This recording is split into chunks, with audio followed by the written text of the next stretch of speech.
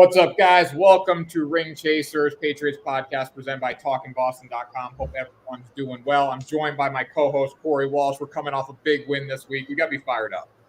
Pretty good day. Feels nice to be at the win column. Coming off of where we ended our season by beating the Jets. There you go, right? There you go. So when I look at what our show we did on was Saturday morning, right? Yep. We did a betting show, and you picked against the Patriots. Well, I guess you picked the Jets on the spread, right? Yeah, I picked the Jets plus 5.5. What's your reasoning for that? I wanted to have a reason to come into this show and not be depressed. Because I thought we were going to win, but if we lost, I would have needed some reason to not just be in a complete state of depression. And that was the only thing I could think of to hedge my bets. But, I went 11-5 regardless, so I feel pretty good. I was 6-9-1. 6-9-1. Hey, you know Nice. what? Yeah, it wasn't a great week. I went over. I was in the green my first week, so I'm back in the red if you total them for the ball up, which isn't great, I guess. But, hey, that's football. It's a long season. We got 17 weeks now, so we can afford to suck 1 week. Short-term memory. There you go. Hey, you know what? If you don't bet, you can't win, right? You got to get back on the horse. That's how Exactly. this works. There you go. Hey, look at that dude. Did you see that the other night, the $25 parlay? Yeah, the free bet that turned into like $133K or something.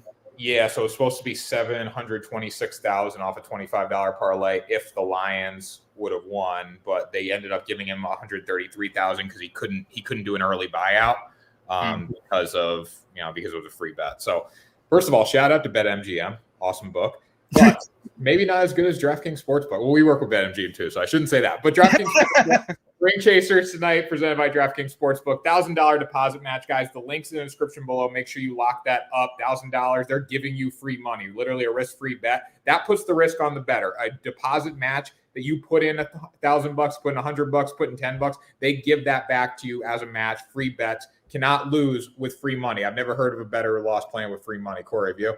No, that sounds pretty nice. There you go. There you go. Patriots win 25-6 over the Jets this weekend. Just a dominating performance by the Patriots defense. Ran the ball well. Mac Jones was just Mac Jones. Didn't turn the ball over, but very good performance. I'm going to turn it over to you. What were your thoughts on this game? I thought it was a nice game. It really helps when the quarterback on your other team is playing catch with your defense for most of the night. So that was fun. Good way to spend my Sunday watching Zach Wilson play catch with J.C. Jackson over and over. In all seriousness, that Bill Belichick just eats those rookie quarterbacks alive. And I'm not saying this was a classic insert I'm seeing ghosts here type thing that everyone was all over Twitter about, which if you're doing that and you see like 3 people say it before you, just don't tweet it because you're not being creative at all. But the defense looked really good. I think that was the star of the show. Honestly, the offense kind of left me a little disappointed at points in this game. But overall, this was a great Belichick defense win.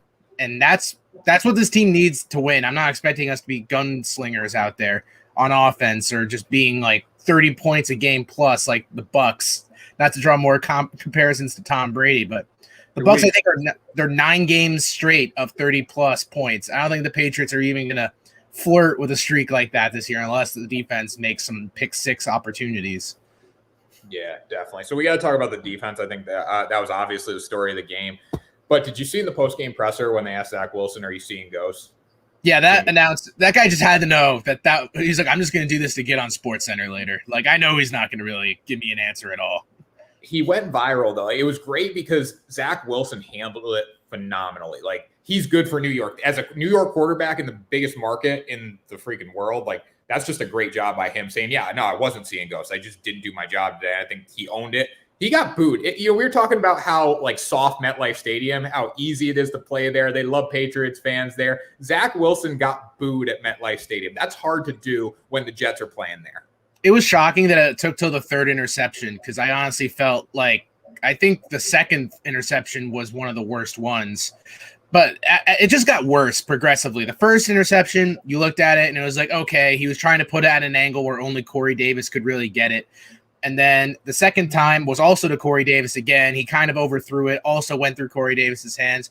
The 3rd and 4th one were just dumb throws where you really couldn't figure out why he was throwing it where he was. I know he said he was like his idol is Aaron Rodgers, and I put it over Twitter and I said he does look like Aaron Rodgers of Aaron Rodgers 2 weeks ago when they lost to the Saints 38-3. But he was so reckless with the ball that they just threw away the game themselves. The Patriots could have taken a knee every time and just kicked field goals all day, which is essentially what they did. But that there was really, if we lost that game, that would have been so problematic. And it was way closer, honestly, than it probably should have been. Oh, definitely. Now, I'm going to take a little different perspective on this game. Obviously, a great defensive win, but I love listening to like New York sports radio just because I think the fans are awesome there. WFAN is awesome. Yeah, WFAN's the best. So I'm listening to that today, and they're talking about how, okay, so the Patriots, forced 4 turnovers, and it's still only a 25-6 game at the end. Like, that's not good for New England in the sense of we need to score more points. I mean, you get the ball 4 times, you got to score more than 25 points.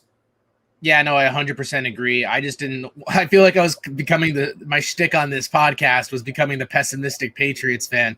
But I actually had a lot of issues with the way this game turned out. And it started with the offense. I mean, the run game was not the best, but this team relies heavily on it. But I was kind of expecting us to expand the playbook a little more with Mac. But his yards per throw were just like, he was just dinking and dunking shorter than I felt like we did against Miami. I mean, we had a few big plays in that game, but today it was, on Sunday, I felt like we were just keeping the field so short. Like we weren't really threatening with anyone. And then everyone loves to point out on that trick play where he gave the ball or it ends up going to Jonnu, and then he could have thrown it deep to Aguilar apparently. And Max said it's just, those are the throws he doesn't really want to make right now. And Josh McDaniels said after the game, we're going to keep expanding the playbook. I think at some point you just got to make defenses more honest. If we're just keeping this offensive game plan so simple, defenses just know they're just going to have to play zone and you'll basically beat us every time.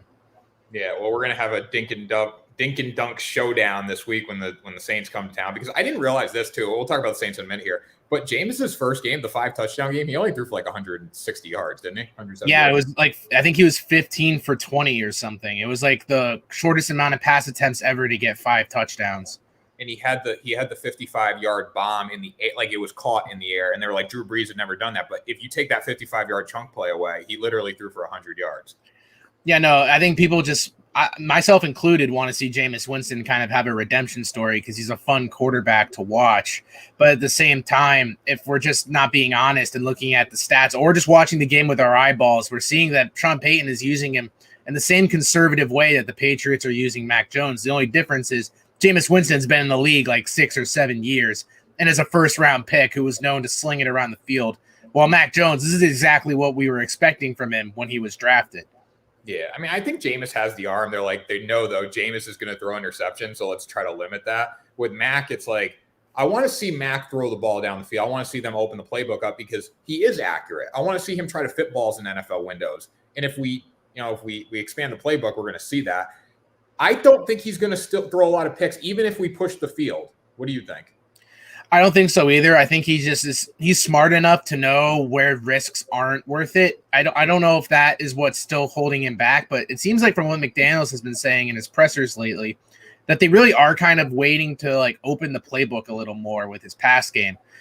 And I would really think that when we play Tampa in 2 weeks, we're going to get slaughtered if we're just throwing these little passes around and just running it the entire time. If we don't go into our bag of tricks and try to figure out ways to get more deep threats downfield, we have 2 tight ends that we're paying like $100 million for, and Nelson Aguilar is a decent deep threat, and we don't really use them in the way that they should been. The tight ends, I think they have like in total, Hunter Henry had like 2 catches and Jonnu had 4, and then the week before Hunter Henry, I think it was like the same thing. If we don't get these tight ends to be our top targets, why are we paying them all this money to just carry linebackers around with them? I just don't get it. It's only been 2 weeks, I guess, so we got to factor that in the equation. But yeah, these are huge overreactions in terms of sample size. Like 2 out of 17 games is what we're basically talking about. 2 games in, we're like, well, this is ridiculous. Yeah, because the bottom line is this offense is not going to win games long term. You need to expand the playbook or you're not going to win, especially against a team like the Bucs, where we're going to see in 2 weeks at Gillette Stadium, which should be very interesting. But we look at this game, and I was mad. I was reading the ESPN like write up from this. It was like Patriots breeze past the Jets. We did not breeze past the Jets. Like if the Jets had some receivers that could get some separation and protect Zach Wilson, this is a tight game. I think it really just came down that Zach Wilson was really awful. Honestly, if I was the Jets, I would have just this was another one of my gripes with this game, was that our rush defense is awful still. Last year, it was really bad, and this year, it doesn't look that much better, even with all the inclusions we've added on the D-line and with all of our linebackers, which they Granted, they do get really good pass pressure on to Zach Wilson, but Michael Carter and Ty Johnson were literally just running at whim against us. There was a period in like the third quarter where Michael Carter was just getting 10 yards a carry, it felt like. It really wasn't. They averaged like 4.2 yards a carry for the game, but the Jets, I've never went into this game being like the Jets running backs are really great, and they're a real threat. Like we said before, their O-line is completely banged up, and they were just kind of abusing us in the run game. Yeah, definitely. I mean, Braxton Berrios had a big day catching the ball for them. Carter had a big day run. I mean, not a big day, 11 carries, 59 yards. That's still pretty damn good. When we look at the total stats, I mean, they outgained us 336 to 260. They had 12 drives to our 11. They averaged 5 yards a play. We averaged 4.6. They threw for more. They ran for 50 more. Really, I mean, you take away the turnovers, this is a different football game. Yeah, we also were awful on third down. Like, I don't know. We were it just 3 of 12. Yeah, 3 of 12. They were 5 of 13. It was a terrible offensive game in general. Like, I know they said that Mac Jones looked like the better quarterback. Well, it's pretty easy to when the other one, like I said, is threw 4 interceptions and looked like he basically said fuck it in the last 2 interceptions. He threw it like off of his back foot, not even really caring, and didn't put enough oomph on it to get it like to go anywhere. Devin McCourty had probably the easiest interception of his life for that 4th one. I mean, Mac Jones really just had to hand the ball off to look better than Zach Wilson for that whole game. I didn't leave that game being like, man, Mac is the better quarterback. It was that Mac was the smarter quarterback in that game. That's what I left with more than anything else. I kind of want to talk about Zach Wilson here for a minute. I know this is a Patriots podcast, but we're going to see him a lot in the coming years, right? He's going to be the future of the franchise. When we look at Zach Wilson, played at BYU, played a cupcake schedule last year, did not play anyone. Realistically, was he going to be a first-round draft pick till his pro day, till he made that throw rolling to his left, throwing back across his body to his right? I mean, that created the Zach Wilson hype right there. Is he going to be a bust in New York?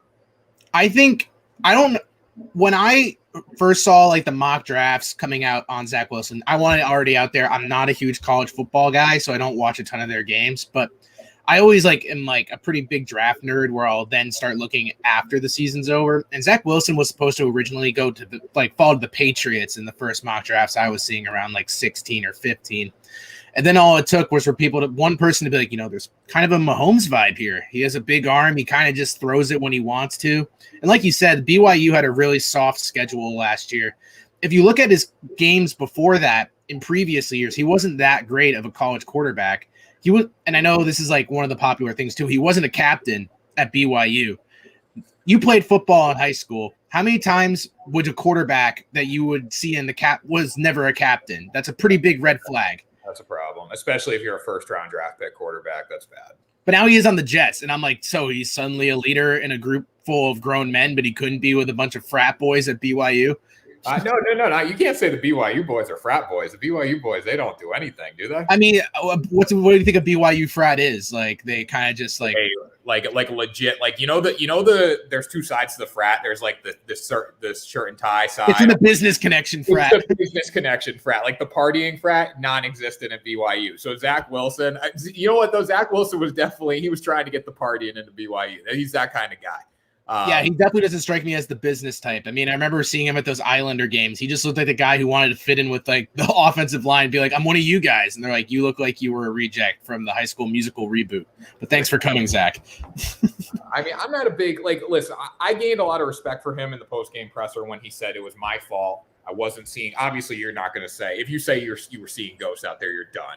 But he took responsibility for it. He said it was my fault, whatever preparation. I wasn't prepared. I didn't do the job day. And that's what you need in New York. It's like Francisco Lindor. He didn't do that for baseball. He was getting booed in baseball and he blamed the fans or the Mets point. I know I'm a baseball guy, so I'm comparing all that. Thumbs down theory. The Mets booing Javi Baez, putting the thumbs down at the fans.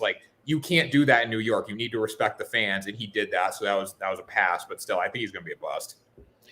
I don't know if I can say he's a bust after 2 games. I mean, we've seen a lot crazier things from quarterbacks. They can turn it around. I mean, let's face it. Zach Wilson is in one of the worst situations in football. That's why the Jets picked second. He's not if Mac Jones was on the Patriots, we wouldn't be saying he's probably a bust. They'd probably play him the same way we're playing Mac Jones right now. I mean, it's all about situational football. I know everyone jumped immediately, all the Patriots fans being like, Mac was the first quarterback to win week 1 or to win a game out of the rookies. And it's like, okay, Trey Lance doesn't play technically as a starter. Justin Fields came off for an injured Andy Dalton, so he didn't really technically get the win. And Trevor Lawrence is in Jacksonville. It's like those two are in the worst situations, and we can't say Mac's better because he's won a game when he's only thrown 1 touchdown. Yeah, and definitely. I think with Zach Wilson, maybe I shouldn't say bust. I should say he's going to be a bust in this system. You look at Darnold. Darnold looks like a god at quarterback now after he blew Jameis Winston off the field. That's a good segue into this game. But first, Corey, I need to talk about my Mac Jones jersey. Mac Jones watch. You told me to buy my Mac Jones jersey from eBay. I get it from China or Israel or somewhere like that. It got lost in the mail. I contacted the seller. He doesn't even send me back. He just sends me a new shipping notice. All right. Now it's in Puerto Rico. And then it went down to Mexico. So we're going down, I believe, where it was in Puerto Rico versus it was in Mexico. Like Puerto Rico's here. It was down at the bottom of Mexico. So they're flying it down here to fly it back up to California, I believe. And then they're going to ship it across the country. Corey, I'm not getting my Mac Jones jersey. I think you are. It's finicky with these these Chinese knockoff jerseys because what you don't get is that you pay 50% of the price for 50% more hassle. Yeah, it's a give and take. If it was that easy, everyone would be buying it. It's a patience game. Luckily, your guy answered. I had a situation when I was younger where I bought a Tom Brady Pro Bowl jersey off Amazon with my Christmas gift card of $50, and I thought I was going to get this sick jersey, and it was a month later. I'm like, it never came, and then I had to call Amazon and tell them that I never got it.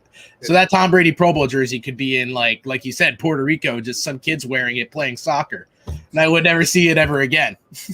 Well, yeah, so I guess it's good the dude contacted me. I got a Fernando Tatis jersey in the same order. I absolutely love it. It's great. Whoever that seller is, I'm going back to him. But this seller, wherever I think they were from Israel. But again, I think it could have came China to Israel. I don't know. But we got to figure this out, Corey. I need my Mac Jones jersey. I don't have mine either. Maybe they're synchronized because mine's from Indonesia, and they told me when I purchased it September 1st that I wouldn't get it until October 1st. And I was like, that's definitely just a lie. They're covering their ass. And then we're almost there, and it's not here. So I got my fingers crossed for October 1st.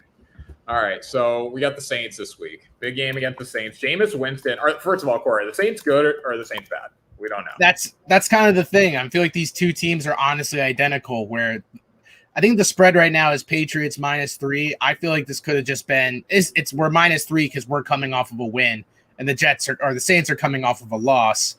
Granted, the Packers looked like they're actually the Packers again, but the Saints could easily have just pulled a week 1 fluke. The first half of the Lions game, the Lions took a lead in the half. The bettor almost had $726,000 at the half. Yeah, I mean, the thing with the Saints really right now is you kind of just are seeing how much is Sean Payton going to ring back in Jameis. I feel like after week 1, they kind of were hot, huffing their own smoke, and we're like, man, we are the shit of the NFC South. Watch out, Bucks, here we come. And then they just got smashed because the worst thing you can do as a football team is going in off your own hype from the week prior. What makes Bill Belichick such a good coach is that he always says on to whatever team we're playing. In this case, on to New Orleans. I don't think the Patriots are coming off that Jets game being like, man, we are going to kick ass against the Saints. It's you don't know what to expect. If I had to say, I think the Saints are probably going to play pretty well against us. I mean, our defense is really good, and the Panthers defense gave Jameis a lot of issues. So I feel like Bill might get pretty creative. Bill's son and Gerard Mayo are going to get really creative with the defensive play calling.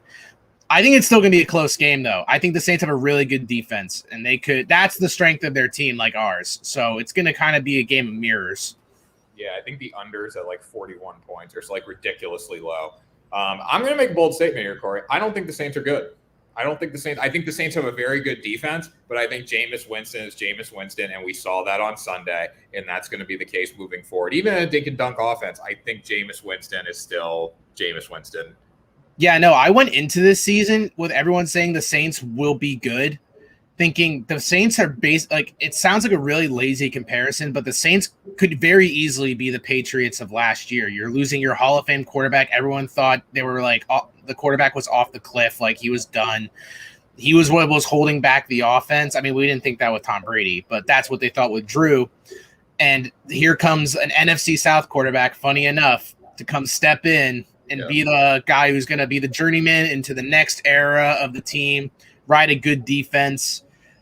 The Saints could easily be a really bad team. I think week 1 could easily be a fluke. I thought the fluke team of week 1 was the Eagles, but it could also very easily be the Saints as well. It could easily be more like I would probably say I'm 60-40 that the Saints are bad versus good. But I still think there's a chance they're really good because they do have talent on offense. Yeah, they have talent. It's Jameis. But you know what, though? If I had to pick between Jameis Winston and Mac Jones right now, I mean, I'd probably go with Jameis just because of the experience. And he can throw the ball down the field. You wouldn't? It really is all about context because in this Patriots offense, I would not take Jameis Winston at all because we're very turnover. Like, you just can't risk it. And that's what Mac Jones does really well. If you were like I was in the mindset going into this offseason when I didn't think we were going to get a rookie quarterback that I was like, I think Fitzpatrick would be the quarterback I would want to be the quarterback of the Patriots next year. But he doesn't fit Patriots football in the same way I don't think Jameis does. I mean, are we going to really sit here and think that LASIK Jameis, as he's called, is like completely reverted on all of his errors? At some point, you're just going to go back to what you did before when stuff isn't working, which is what you saw in that Saints Panthers game. Those interceptions he threw were classic Jameis Winston interceptions where he's just like, there's one guy down there, fuck it. And then he just throws it. And you're like, when the ball gets to the camera follows the ball, you're like, where is this receiver? He's buried in Carolina blue. So when I knew Jameis Winston was going to be a bust, like the first week, I saw the 5 touchdowns. I think everyone got caught up in the 5 touchdowns. Nobody cared about the yardage, like 180 yards, 5 touchdowns, whatever. But then when I saw the post-game press conference, not even the one on the field, the interview, when they're like, what worked today? And he was talking about his trainer or something. And he was like, yeah, he said we're going to do something. We're just going to be prepared. We're just going to be prepared. Yeah. He said something like that. And I'm like, he's like, what'd your trainer say to prepare you for this game? He said, well, my trainer says this really funny thing. What does he say? He just said, be prepared. I'm just like, wow, that trainer sounds awesome. And like everyone thought, like there were two.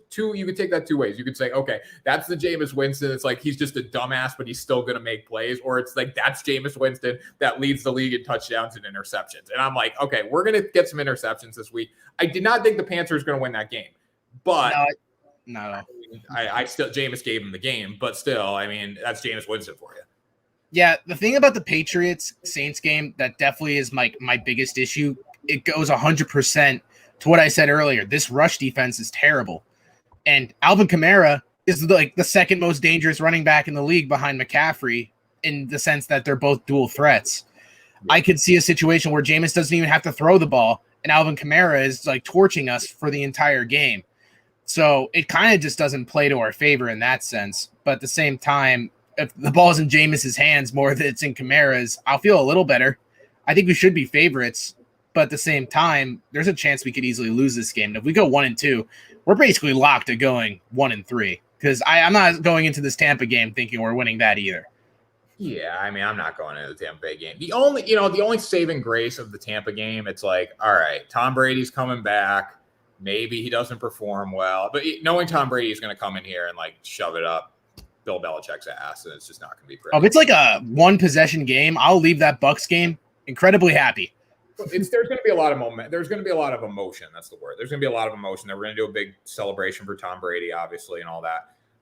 But it's going to be it'll be a rough game. But we got the Saints coming to town first. Jameis Winston, big showdown. I like the Pats at -3.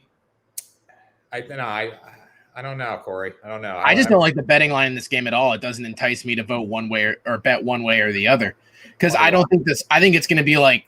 It could either be the Patriots win by a lot or the Saints win by a little. Like, I don't like win by a lot.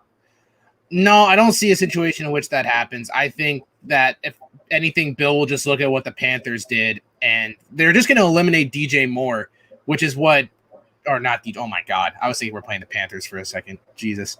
It's just really locking down Kamara because the wide receivers for the Saints, they have Chris Hogan back, which great job, Chris. Way to be back onto the team.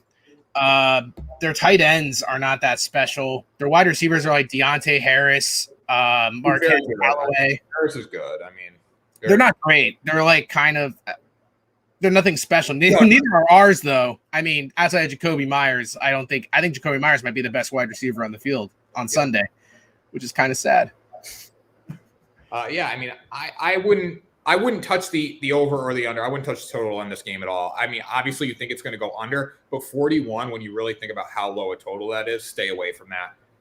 Pats at -3 scares me a lot. I mean, it just does. I think the Saints, I kind of like the Saints at +3 more than the Pats at -3. Yeah. Just my take on it. Even though, we're Pats fans, we got to root for the Pats, but I kind of like the Saints at +3 in this game. I wouldn't bet it. But that's what I would roll with. No, yeah. If I wasn't a Patriots fan, I don't even think I would watch this game for fun. Honestly, no. It's just like it's going to be such an ugly defensive battle unless we like completely surprise the Saints and open up the playbook for Mac Jones. Mac Jones is the X factor, honestly.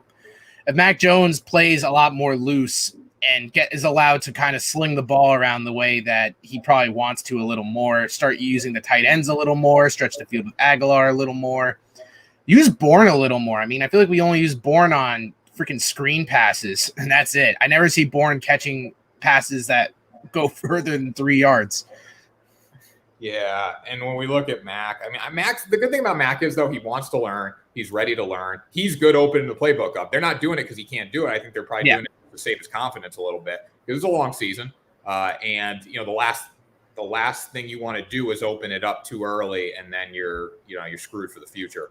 I know it's all about preservation, but when you're playing, it's fine to do that against the Dolphins and the Jets. But when we're heading into like the worst part of our schedule, facing two really good defenses back to back, then I think you can't play as conservative. You can play conservative against the Jets all you want, because like I said, the Jets just flat out stink. Yeah. But the Bucks, we think they're bad, but they're not the Jets bad. No, but again, Corey, if we don't force 4 turnovers in that game, it's a different football game. It was like at half, I was like, well, this is pretty scary that we can't muster up any points. Nick Folk was like the best player in that game. Yeah, I mean, if you win by 19 points in a game where someone turns the ball over 4 times, realistically, when you go back, you do the numbers. If they don't turn the ball over, they probably win the game, honestly. Because I mean, how many of our points were off turnovers, right? Yeah, it felt like both of our touchdown runs, I think, were off of turnovers because they were like inside the 30. There were times where we went the length of the field, but it always turned into a field goal for our drives. All of our scoring drives, I think, were off of like really good field position from like inside the 40 of the like opponent at least. Yeah, definitely. All right, final score predictions. What are you thinking?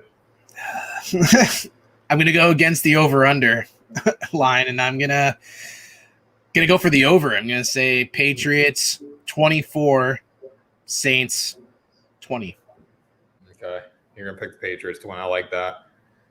I'm gonna go with Patriots. We gotta keep track of this too because we're competing. We're competing on our Saturday show. We gotta start competing here. Patriots. You know what? I like the under. Screw it. I like the under. Patriots 17. Saints 14. Dude, that game, just from the score alone, sounds like I'd want to rip my eyeballs out. Either 17-14 or Patriots 21, Saints 17. I think that's probably a good total. But again, we love kicking field goals too. So I don't think we're just going to score 3 touchdowns and call it a day. Yeah, shout out to Nick Folk. Got converted to the 53-man roster, even though you were our kicker for the last 2 weeks. Good for you. Now, where's the Michigan kid, Corey? He's on the IR. Are you talking about the Quinn Nordin? Yeah, Nordin, yeah. Yeah, we moved him to short-term IR, which basically means we're shelving him for the year because I don't know why we're taking a guy who's made 31 consecutive field goals and telling him, you're not great anymore. Get out of here. Hey, Nordin, he'll be our kicker, though, in the future, I bet. Yeah, I think Nick Folk is probably going to retire at some point. I mean, but with these kickers, like look at Vinatieri. I mean, he's an outlier, kind of. I mean, completely an outlier. But he kicked until his like early 40s. And he could still be low key. He could still be playing, probably.